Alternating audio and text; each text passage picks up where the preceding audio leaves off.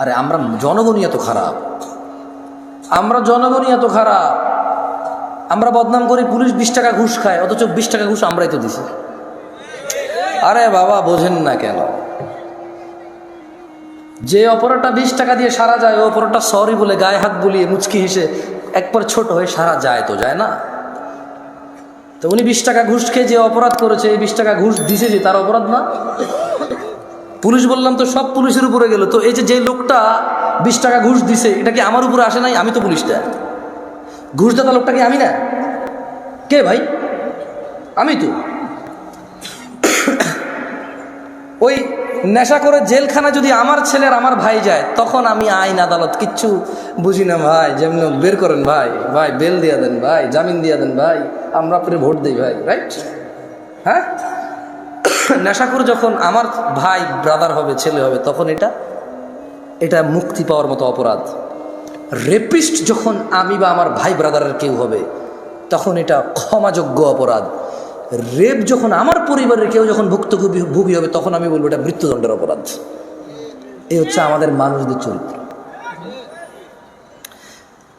মানে ও আরেক বেটার মেয়েকে নিয়ে পালাই গেছে, বলে যে শ্বশুর মেনে নিলে তো হয়, কিন্তু ওর বোনকে নিয়ে আরেকজন পালাই গেছে, বলে যে ওরা ঘরে জায়গা দেবো না।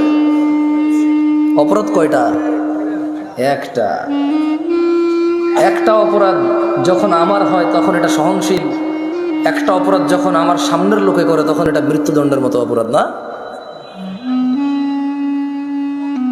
গায়ক যখন মোবাইল চুরি হয় আল্লাহর কাছে চোরের হেদায়েত চায়, তো গান বাজনা কি হারাম নাকি? হারাম না? তো নিজের জন্য তো সে চাইলো না, সেও তো হারাম কাজে লিপ্ত। ওপেন প্রকাশ্যে আল্লাহকে মাফ করুক, হেদায়েত দিকে আমিন।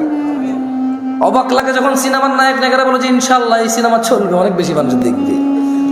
আল্লাহ নাকি চাইবে ওর সিনেমা দেখুক। ইনশাল্লাহ মানে আল্লাহ চাইলে, ইনশাল্লাহ মানে আল্লাহ যেটা চায় না, এটা তো 1450 বছর আগে বলে দিয়েছে রে ভাই, আমি এটা চাই না।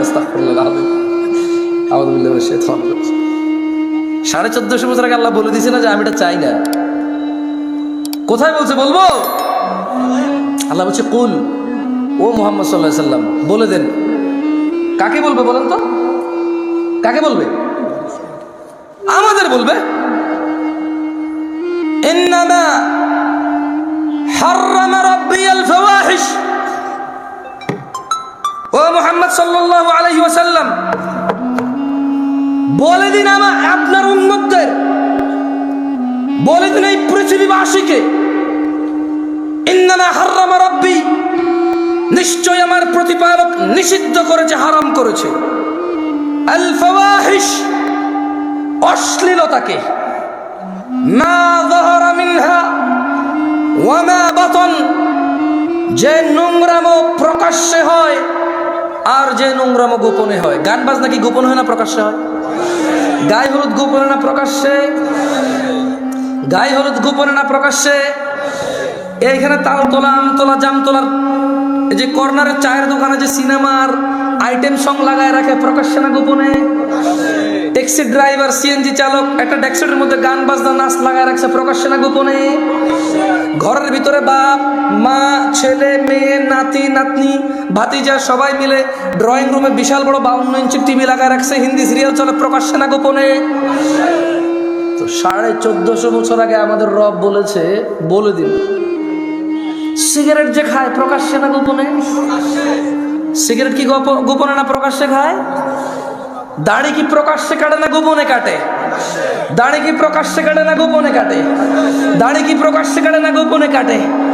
টাকনুর নিচে প্যান্ট কি প্রকাশ্যে না গোপনে? টাকনুর নিচে প্যান্ট কি প্রকাশ্যে না গোপনে? ওই যে মহিলা এইভাবে খালি গায়ে হাঁটে, প্রকাশ্যে না গোপনে? এই যে পুরুষ, ওকে আল্লাহ নিষেধ করছে ওর দিকে তাকায়ও না, এই যে পুরুষ আল্লাহর নিষেধাজ্ঞা ভঙ্গ করে মহিলার দিকে তাকাই থাকে।